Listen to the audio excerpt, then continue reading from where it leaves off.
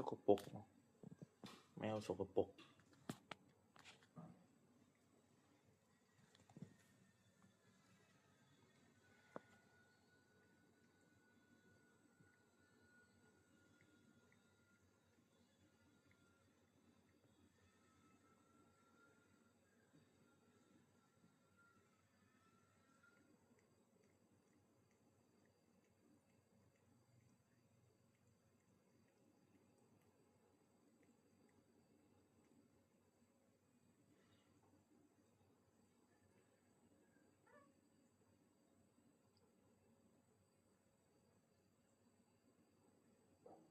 แมวสกปรก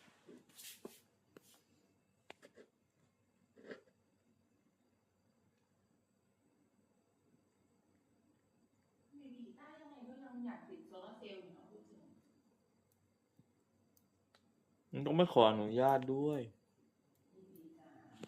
พูดเรื่องฝนตรงนั้นไปมันไม่ใช่ว่านั่นมันเป็นไม่ใช่แค่ขออนุญาตคือไปกังวลเรื่องอื่นเถอะเรื่องอะไรอ่ะจะจิบแค่ขออนุญาตแล้วมันนั่นหรอมันยากอ่ะมันต้องใช้เงินด้วยขออนุญาต